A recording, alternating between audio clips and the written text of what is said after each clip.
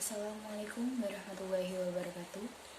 Alhamdulillahirrabbilalamin. Wassalatu wassalamu ala asrafil anbiya'i wal mursalin wa ala alihi wa sahbihi ajma'in, amma ba'du. Salam sejahtera bagi kita semua.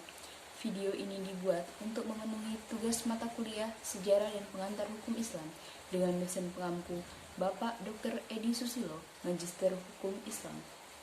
Di sini kami akan menjabarkan materi yang berjudul Karakteristik dan Estetika Hukum Islam, Kaidah-Kaidah Hukum Islam.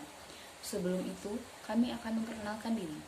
Perkenalkan, nama saya Sena Karisma dengan NPM 2121020287 selaku moderator, dan 3 anggota saya pembaca materi, yaitu Salva Septiana Nikmatullah dengan NPM 2121020283, Salviana dengan NPM 2121020286, dan Solehana Mayang Safitri dengan NPM 2121020290.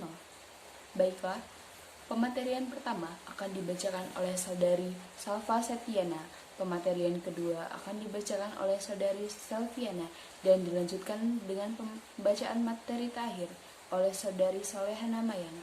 Kepada mereka, saya persilakan. Karakteristik dan estetika hukum Islam dan kaidah-kaidah hukum Islam. Karakteristik dan estetika hukum Islam. Hukum Islam memiliki beberapa karakteristik sebagai berikut. 1. Takamul. Hukum Islam membentuk umat dalam satu kesatuan yang bulat walaupun berbeda-beda. Yang dimaksud dengan takamul ialah lengkap, sempurna, dan bulat. Berkumpul padanya aneka pandangan hidup. Hukum Islam menghimpun segala sudut dan segi yang berbeda-beda dalam satu kesatuan. Karenanya, hukum Islam tidak menghendaki adanya pertentangan antara ushul dengan furu. Hukum Islam bersifat syumul, dapat melayani secara menyeluruh terhadap golongan yang tetap bertahan pada apa yang sudah usang dan dapat melayani golongan yang ingin mendatangkan pembaruan. 2. Bersifat universal. Hukum Islam bersifat universal, mencakup seluruh manusia di dunia, tidak dibatasi oleh faktor geografis atau batasan teritori. Hal ini terlihat dalam sumber utama hukum Islam dalam konteks sejarah Rasul dengan memfokuskan dakwah mengenai tauhid seperti panggilan Ya Ayyuhan Nas, walaupun pada persoalan hukum hanya khusus umat Islam saja.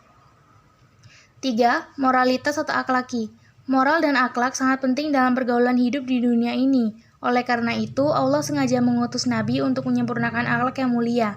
Sebagaimana juga Allah memerintahkan umat Islam untuk mengambil contoh teladan dari moral Nabi dalam surah Al-Ahzab ayat 21. Relasi antara moral dan hukum merupakan karakteristik paling penting dalam kajian hukum Islam. Dalam hukum Islam antara keduanya tidak ada pemisahan. Jadi pembahasan hukum Islam juga di dalamnya termasuk pembahasan moralitas. 4. Sempurna. Syariat Islam diturunkan dalam bentuk yang umum dan garis besar permasalahan. Oleh karena itu, hukum-hukumnya bersifat tetap, tidak berubah-ubah sebab perubahan masa dan tempat. Untuk hukum yang lebih rinci, syariat Islam hanya menetapkan kaidah dan memberikan patokan umum. Dengan menetapkan patokan umum, syariat Islam dapat benar-benar menjadi petunjuk universal. Setiap saat manusia dapat menyesuaikan tingkah lakunya dengan garis kebijakan Al-Quran, sehingga mereka tidak melenceng. 5. Elastis dan sistematis. Hukum juga bersifat elastis atau luas. Ia meliputi segala bidang dan lapangan kehidupan manusia. Hukum Islam memperhatikan berbagai segi kehidupan baik muamalah, ibadah, jinayah, dan lainnya. Ia hanya memberikan kaidah umum yang seharusnya dijalankan oleh umat manusia. Dengan demikian, umat Islam dapat menumbuhkan dan mengembangkan proses ijtihad, yang menurut Iqbal disebut prinsip gerak dalam Islam. Ijtihad merupakan suatu teori yang aktif, produktif, dan konstruktif. Hukum Islam juga bersifat sistematis, dalam artian bahwa hukum Islam mencerminkan sejumlah aturan yang bertalian secara logis. Beberapa lembaganya saling berhubungan dengan satu dengan yang lain. 6. Harokah atau bergerak. Dari segi harokah, hukum Islam mempunyai kemampuan bergerak dan berkembang, mempunyai daya hidup, dapat membentuk diri sesuai dengan perkembangan dan kemajuan. Hukum Islam dalam gerakannya menyertai perkembangan manusia, mempunyai kaidah asasiyah, yaitu ijtihad. Ijtihadlah yang akan menjawab segala tantangan masa, dapat memenuhi harapan zaman dengan tetap memelihara kepribadian dan nilai-nilai asasinya. Terima kasih, saya kembalikan kepada moderator. Saya akan melanjutkan materi selanjutnya. Kaidah-kaidah fikih yang bersifat umum mengharuskan kita untuk berhati-hati dan lebih teliti dalam menggolongkan atau memasukkan permasalahan-permasalahan yang memiliki kekhususan dan pengecualian. terhadap 5 kaidah fikih yang menurut Al-Kahdi Husain merupakan kaidah induk, yaitu 1. Setiap perkara itu menurut maksudnya. Kaidah ini merupakan kaidah umum yang didasarkan kepada beberapa nas hadis, antara lain hadis Nabi SAW, riwayat Bukhari Muslim yang mengajarkan, sesungguhnya amal itu dikaitkan atau bergantung kepada niatnya, dan sesungguhnya bagi setiap orang apa yang diniatkannya.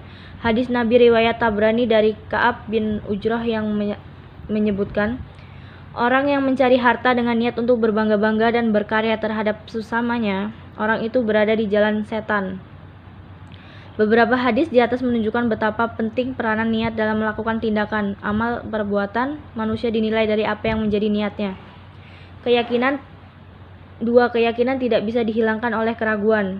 Hadis riwayat Muslim menjelaskan bahwa jika salah seorang di antara kamu merasakan sesuatu di perutnya, kemudian meragukan apakah keluar angin dari perutnya atau tidak, ia jangan keluar dari masjid hingga mendengar atau mencium bau. Kata yakin dalam hal ini adalah suatu yang menjadi mantap karena pandangan atau dengan adanya dalil. Misal, ketika seorang yang merasakan wudunya batal, maka seorang itu harus yakin dengan kebatalannya, misal dengan merasakan dan mendengar adanya angin yang keluar.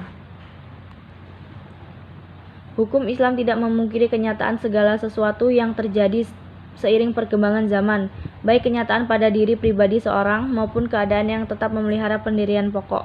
Untuk mengulangi perkembangan tersebut, hukum Islam menempuh jalan-jalan sebagai berikut. Sistem istidlal dalam hukum Islam ialah sistem istiqarab, yakni mencari sesuatu yang kuli dari juz'i dan mencari ilat dari maklul. B. Islam senantiasa menghendaki kesempurnaan, keseimbangan, dan senantiasa memberi kesempatan bagi pengembangan dan perubahan menuju lebih baik. Hukum Islam selalu menyatukan ilmu dengan amal. C. Hukum Islam selalu mempertemukan antara syara' yang manqul dengan hakikat yang makul.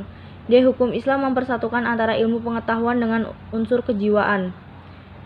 Estetika hukum Islam diantaranya adalah 1. Hukum Islam mudah, jauh dari kesulitan dan kesempitan. Al-Maidah ayat 7. 2. Kemudian hukum Islam adalah untuk mewujudkan kemaslahatan dari dunia akhirat, menolak kemudaratan dan memafsadatan, serta mewujudkan keadilan yang mutlak. 3. Memperbolehkan memakan makanan yang baik sebagai rizki dari Allah, yang memakai pakaian serta berhias diri selama tidak berlebihan. 4. Keseimbangan hak rohani dan jasmani dalam diri manusia. 5. Kaum wanita dilepaskan dari kezaliman yang membelenggu hak-hak asasi mereka di zaman jahiliyah. 3. Kesukaran mendatangkan kemudahan.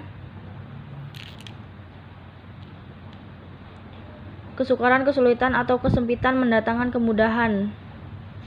Kaidah ini disebut sebagai kaidah rushah, yang berarti memberikan keringanan pelaksanaan aturan-aturan syariat dalam keadaan khusus yang menuntut adanya keringanan pelaksanaan.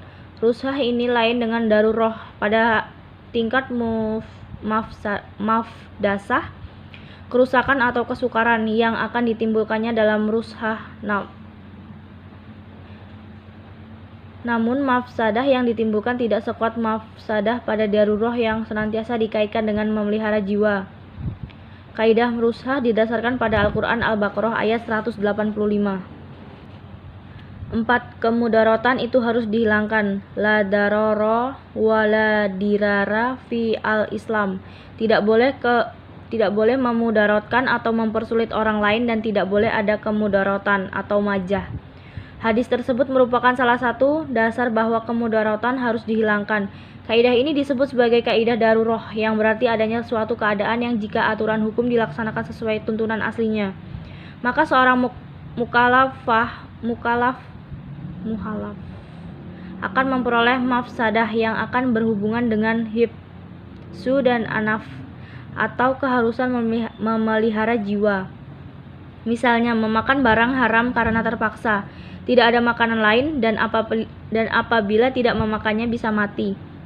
Terdapat syarat-syarat penting yang harus diperhatikan agar penerapan kaidah ini tidak melampaui batas. Yang pertama yaitu kemudaratan itu harus benar-benar terjadi, bukan diperkirakan akan terjadi. Yang kedua, dalam keadaan darurat yang diperbolehkan hanya sekedarnya saja. Yang ketiga, kemudaratan tidak boleh dihilangkan dengan kemudaratan yang lain sama tingkatnya.